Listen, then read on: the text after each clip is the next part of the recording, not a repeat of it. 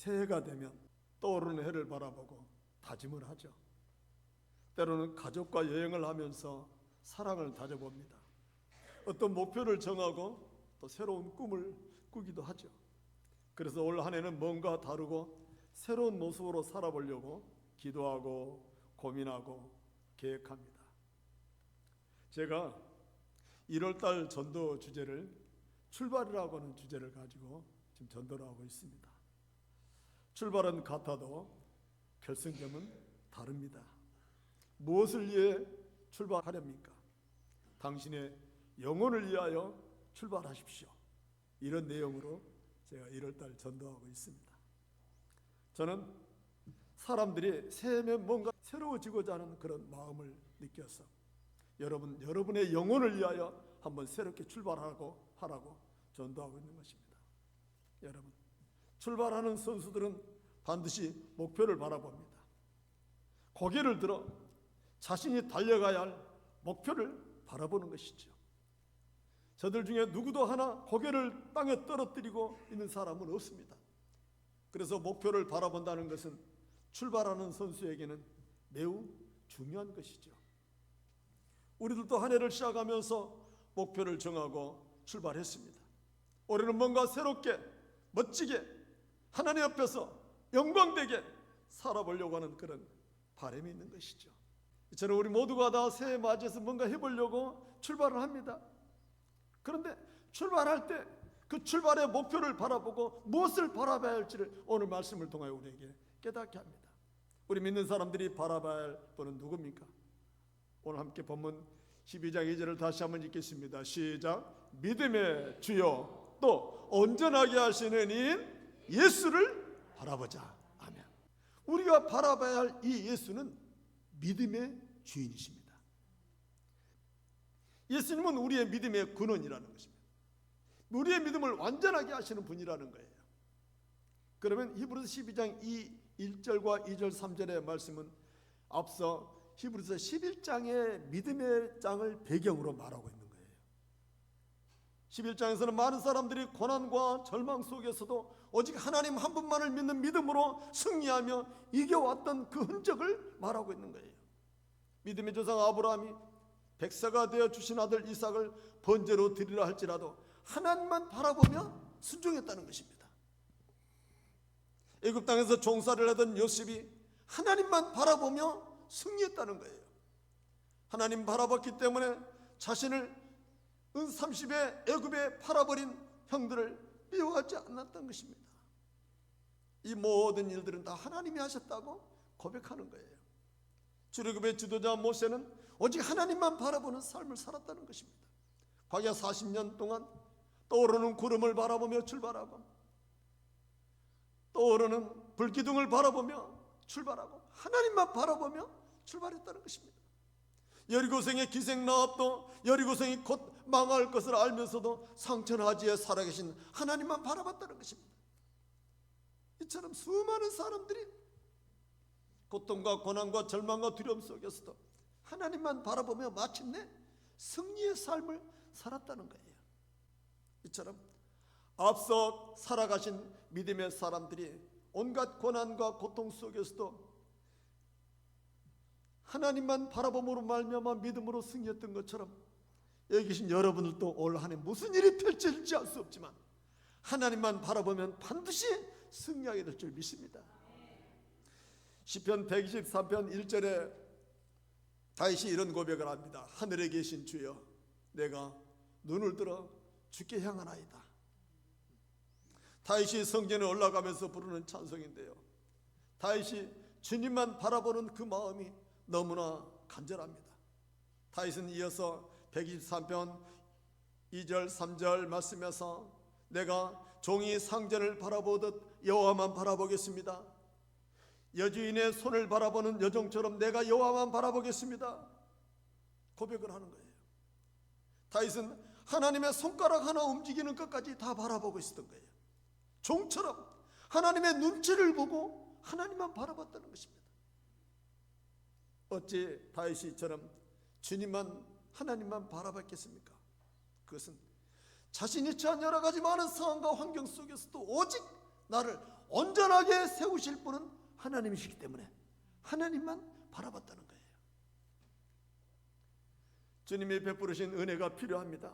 나를 불쌍히 여겨주시기를 바라는 간절한 마음으로 오직 눈빛을 하나님께로 향하고 하나님만 바라봤던 다윗은 시편 65편 5절 말씀에서 이렇게 고백합니다. 우리 다 같이 읽겠습니다. 시작. 나의 영혼아 잠잠히 하나님만 바라라. 물은 나의 소망이 그로부터 나오는도다. 아멘.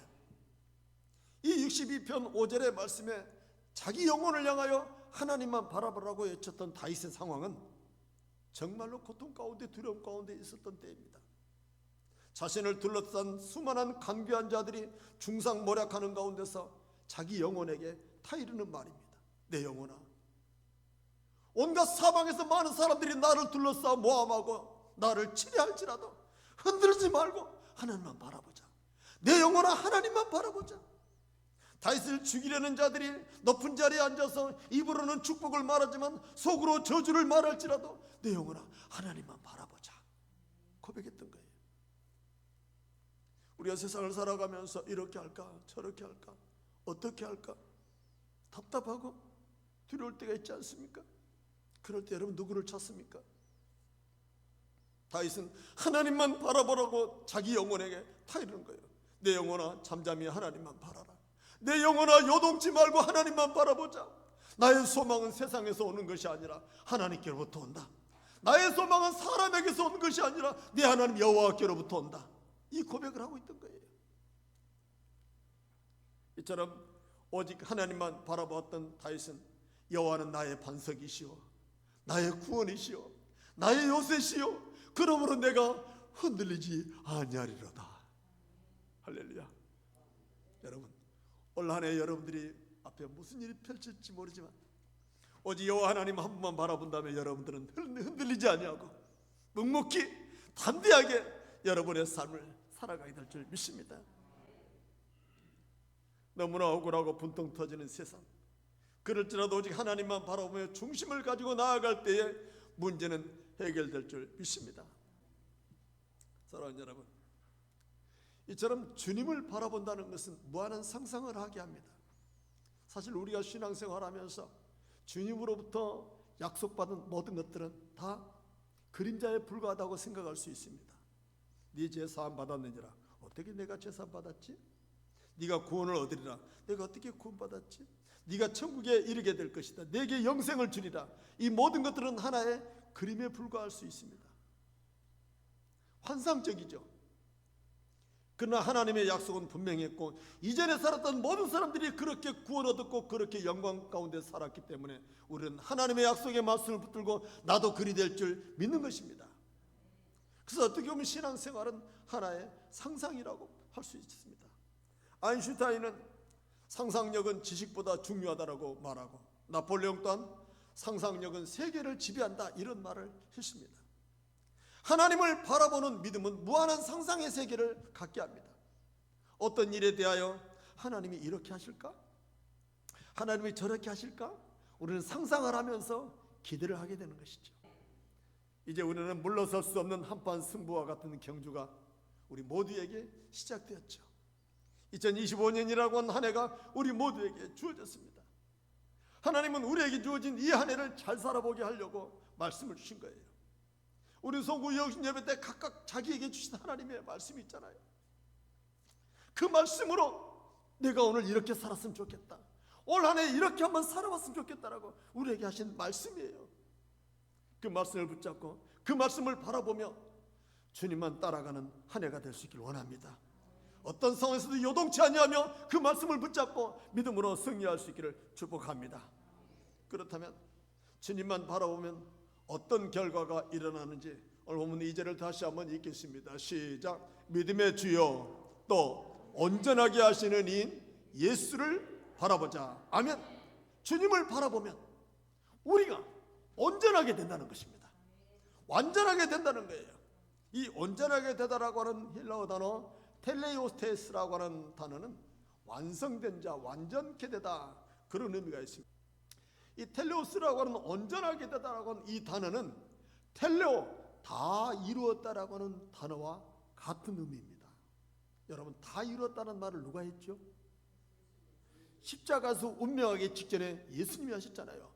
그러니까 예수님이 다 이뤘다, 성취하다, 이 텔레오테스라고 하는 이 단어처럼 우리를 완전하게 하시려고 주님이 오셨고, 완전하게 하시려고 십자가를 지셨고, 완전하게 하시려고 부활하신 줄 믿습니다.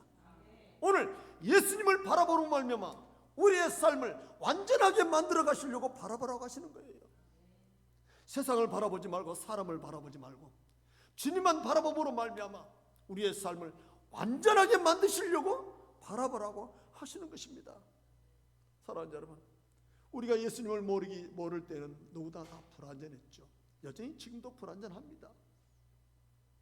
완전하지 못해요. 그러나 완전하지 못하기 때문에 우리가 예수님을 바라보는 것이죠. 하나님은 아브라함에게 위대한 약속을 하셨죠. 내가 너에게 큰 민족을 이루게 하리라. 네 이름을 창대하게 하여 너를 복의 근원으로 삼겠다. 너의 민족으로 말미암아 모든 사람이 복을 받을 것이다 라고 말합니다. 그러나 아브라함의 나이가 점점 들어가고 아들 하나 낳지 못하자 아브라함이 불안했습니다. 언제 하나님께서 나로 하여금 내 씨에서 민족을 이룰 것인가? 아들 하나도 없는 내가 어떻게 그 꿈이 이루어지겠는가? 불안하고 절망했습니다. 그래서 애굽 여인 하갈에게서 이스마엘이라고 하는 아들을 낳고 그로 인하여 후사를 세우려고 했던 것입니다. 그렇지만 하나님의 말씀을 떠나 자기 방법, 자기 생각대로 했던 아브라함의 가정에 분란이 끊어지지 않습니다. 아들을 낳은 하갈이 교만하여 아내 사레와 함께 끊임없이 가정에 분란이 일어납니다. 시끄럽습니다. 잠잠할 날이 없습니다. 늘 시끄럽고 울고 불고 다툼이 끊어지지 않습니다. 그러는 가운데 설상가상 하나님께서도 13년 동안이나 아브라함을 한 번도 찾아오지 않습니다. 아브라함이 죽을 지경이 된 것이죠. 여러분, 우리들도 마찬가지입니다. 주님을 바라보지 못하고 내 방법대로, 내 생각대로, 내 계획대로, 내 뜻대로 뭔가 잘 될 것 같이 여기저기 계획을 세워보지만 하나님을 바라보지 않고 자기 마음대로 하는 삶에는 시끄럽고 요란스럽고 힘들고 고단한 삶이 계속될 뿐입니다. 아브라함이 두 손 두 발 다 들고 절망 가운데 있을 때에 하나님이 찾아오십니다. 하나님이 찾아오셔서 아브라함에게 이렇게 말씀하셔요. 나는 전능한 하나님이라. 너는 내 앞에서 행하여 완전하라. 내가 누구냐? 네가 믿는 그 하나님이 누구냐? 내가 누구냐? 내가 너에게 그 약속을 지키지 못할 그런 하나님으로 생각하느냐? 나는 전능한 하나님이라. 너만 완전하면 된다. 너만 내 앞에서 행하여 완전해라. 그러면 내가 못할 것이 없다. 아브라함이 많이 부족하다고 하나님이 책망하시는 거죠. 여러분, 아브라함뿐만이겠습니까? 아브라함이 부족한 것처럼 우리도 얼마나 부족합니까? 수많은 사람들이 아브라함처럼 현실을 바라봅니다. 상황을 바라봅니다. 어쩌면 그것이 당연할 것입니다. 현실은 우리 눈앞에 있고 약속은 멀리만 있는 것 같아서 눈앞에 보이는 현실 앞에 절망할 수밖에 없는 것이죠. 어쩌면 한 해를 시작하는 우리들의 현실도 결코 넉넉하지만은 않습니다. 경제는 갈수록 어려질 거라고 하는 불안감이 있죠. 정치는 끝을 알 수 없는 막장 드라마를 보는 것처럼 어둡기만 합니다. 주머니가 닫히니 사람들의 마음도 닫히게 되는 것이죠. 이것이 우리의 현실입니다. 이 현실 앞에 마냥 넉넉고 절망하며 두려워만 하고 있겠습니까? 오늘 말씀에서 한 해를 출발하는 우리들에게 주님은 너는 나를 바라봐라. 나는 전능한 하나님이다. 나만 바라보고 함께 이 한 해를 나랑 같이 살아보자. 주님이 하시는 그 음성이 여러분에게 들려줄 수 있기를 축복합니다. 여러분, 욥은 의로운 사람이었어요. 욥은 의로운 사람이었지만 자신의 인생에 한순간에 닥쳐오는 절망의 늪에 빠져서 고통스러웠습니다. 하루 만에 모든 재산이 다 사라졌습니다. 하루 만에 자식이 다 죽었습니다. 하루 만에 알 수 없는 질병에 걸려서 고통 가운데 울부짖고 있었습니다. 의로운 욥이 한순간에 그런 일을 당했던 것이죠. 그런데 그 고통과 절망 가운데 욥이 하나님 앞에 이런 고백을 하잖아요. 내가 모태에서 알몸으로 나와 싸운즉 또한 알몸이 그리로 돌아가올지라. 주신 이도 여호와시오 거두신 이도 여호와시오니 여호와의 이름이 찬송받으실지니이다. 이게 욥의 완전함입니다. 내 것이 많을수록 우리는 복잡하게 살게 될 것입니다. 내 것이 많을수록 힘겹게 세상을 살아가는 거예요. 내 것이기 때문에 지켜야 하고, 내 것이기 때문에 더 많아야 하고, 내 것이기 때문에 잃어버리지 않으려고 몸부림치다 보면 절망하고 좌절하며 고통스럽게 살아갈 수밖에 없습니다. 욥은 그것을 알았기 때문에 내 것이 아니라 다 하나님의 것입니다. 하나님의 것을 하나님이 가져가셨으니 하나님만 찬송 받으시옵소서. 이 고백을 했던 거예요. 혹시 내 생명을 잃어버린다 할지라도 억울해할 것이 없다는 것이죠. 내 생명은 이 땅에서뿐만 아니라 하나님의 나라에서도 계속될 것이기 때문에 죽음도 두려워하지 않는 신앙을 살게 되는 거예요. 주님만 바라보는 신앙생활은 우리를 온전하게 만들어가게 될 줄 믿습니다. 여러분 이 얼굴 아시죠? 누구죠? 악동 뮤지션에 출연하여 우리나라 가요계를 새롭게 재편성한 젊은 아이들입니다. 몽골 선교사로 있던 아버지의 자녀들이죠. 2년 전에 이 친구들이 장래의 희망이라고 하는 곡을 발표했습니다. 이 노래가 무슨 노래인가 한번 제가 들어봤더니 이 노래 가사 속에 내가 죽어 천국 가면 이런 일이 있을 거야. 그 아름다운 곳을 사진 찍어 보내줄 수 없어. 미안해. 이런 노래를 막 부르는 거예요. 그러다가 노래가 끝날 때쯤에 할렐루야 하면서 막 춤을 추면서 막 할렐루야 하면서 막 춤을 춰요. 그렇게 춤을 추고 노래를 부르다가 노래가 끝날 때쯤에 그 옆에 준비된 관 속으로 들어가 버립니다. 그리고 4명의 사람이 그 관을 들쳐매고 나가버려요. 그리고 노래가 끝나요. 그 친구가 던지는 메시지가 굉장히 의미심장해요. 그리고 이 노래를 듣는 사람들의 댓글을 쭉 보면은 댓글에 뭔가 죽음이 그렇게 두렵지 않구나, 죽음 위에도 뭔가 희망이 있을 것 같은 생각이 든다고 댓글들이 쫙 올라온다는 거예요. 이분이 제45회 청룡 영화상 시상식에서 이 노래를 불렀어요. 죽음을 뛰어넘는 노래를 이제 문화적인 상황을 통해서 복음을 전하고 천국을 선포하는 거예요. 멋지지 않아요? 여러분 우리의 완전함이란 뭐예요? 완전함이란 죽음도 두렵지 않는 거예요. 완전함이란 내 것이 아무것도 없어도 두렵지 않아요. 모든 것이 다 하나님의 것이기 때문에. 이게 완전함이에요. 우리는 하늘을 시작하면서 우리 눈앞에 펼쳐진 경주가 있습니다. 누구도 피해갈 수 없습니다. 그 경주의 끝이 죽음이라 할지라도 두려워하지 않는다면 우리는 온전해지고 있는 것입니다. 믿음의 주요 온전하게 하신 예수님을 바라보는 경주, 이 경주를 저와 여러분이 함께 출발해 볼 수 있길 원합니다. 그분이 어떤 분이에요? 그분이 오늘 보면 12장 2절 다 같이 있습니다. 시작. 예수를 바라보자. 그는 그의 앞에 있는 기쁨을 위하여 십자가를 참으사 부끄러움을 개의치 아니하시더니. 아멘. 예수님도 십자가를 두시고 부끄러움을 개의치 않았어요. 온몸이 벗겨지는 수치스러움도 개의치 않았다는 거예요.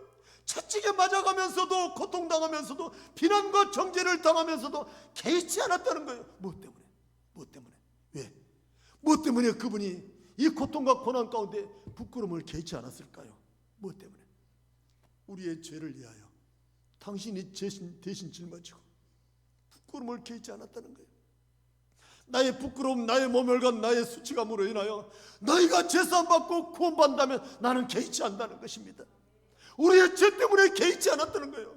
십자가를 참고 부끄러움을 개의치 않았던 것은 우리가 구원받는 그 기쁨, 우리가 구원받은 자녀의 그 기쁨과 환기와 환희를 보고 개의치 않았다는 거예요. 내가 죽어 너희가 구원받는다면 나는 그것으로 족하다는 거예요. 이게 바로 우리를 향한 주님의 사랑입니다.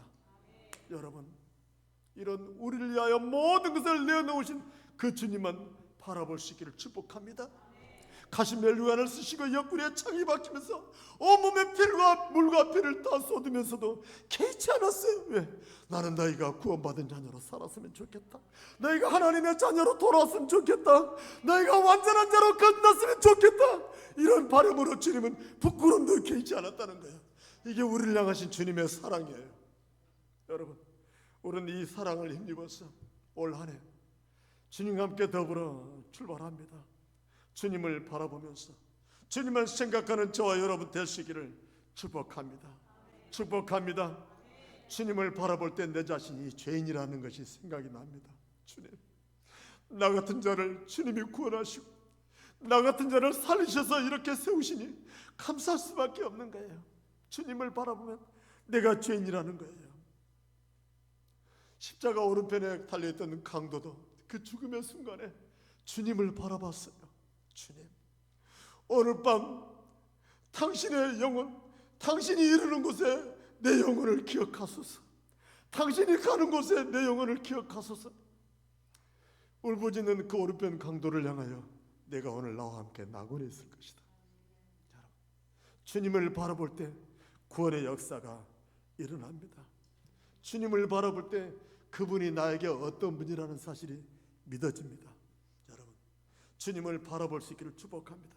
제가 준비한 이 사진은 이 아쿠아리 사진인데요. 1968년 10월 28일 멕시코 올림픽이 끝나는 날 마라톤 경기가 시작됐어요. 이 경기가 끝나면 이제 시상식이 있고 폐막이 되지 않습니까? 그런데 마라톤이 끝나야 되는데 이 선수 한 사람이 아직도 뛰고 있다는 것입니다. 장내 방송이 나옵니다. 아프리카 탄자니아의 아쿠리아 선수가 지금도 포기하지 않고 어느 지점을 달리고 있습니다. 안내 방송이 나오는 거예요. 드디어 1시간이 지나자 아쿠리아 선수가 저렇게 다리에 칭칭 붕대를 감고 피를 절절 흘리면서 쩔뚝거리면서 그 올림픽 경기장을 입성을 합니다. 끝까지 완성하며 달리는 이 선수를 바라보는 올림픽의 모든 관중들이 일어서서 환호성을 지릅니다. 이것이 진정한 올림픽이다 하면서 환호성을 질렀어요. 기자가 이 친구에게 묻습니다. 넘어지고 다치고 절뚝거릴 때 꼴찌라는 생각을 해봤습니까? 네, 저는 이미 넘어지는 그 순간 꼴찌였다고 생각합니다. 왜 그럼 포기하지 않고 그렇게 절뚝거리며 달렸습니까? 네, 나는 비록 꼴찌여도 내 조국을 부끄럽게 하고 싶지 않았습니다 하면서 내 조국을 위하여 나는 끝까지 달렸습니다라고 말했다는 거예요. 여러분, 우리 모두가 다 이 선수처럼 이제 올 한 해를 달려갑니다. 달려갈 때에 넘어지고 상처나고 찢기고 고통스럽고 슬프고 외롭고 아무도 없고 나 혼자임 같은 그런 상황이 있을 수 있습니다. 그러나 여러분, 누구만 바라보고 달려가겠습니까? 주님만 바라보고 달려가십시다. 이 선수가 조국만 바라보고 달렸던 것처럼 우리들도 주님만 바라보고 달려가시길 원합니다. 주님만 바라보고 달려가면 거기에 반드시 영광의 멸류관이 우리를 위하여 준비되어 있을 줄 믿습니다. 1, 2, 3등은 의미 없습니다. 꼴찌도 괜찮습니다. 연약하고 부족한 나를 주님이 붙드시고 인도하시며 끝까지 달려가면 주께서 두 팔 벌려 나를 안아주시면서 사랑하는 내 아들아, 내 딸아, 얼마나 수고했느냐라고 우리를 이루어 줄 줄 믿습니다. 그 기쁨과 영광과 감격을 바라보면서 2025년 안에 우리 끝까지 함께 달려가는 저와 여러분 되시기를 축복합니다.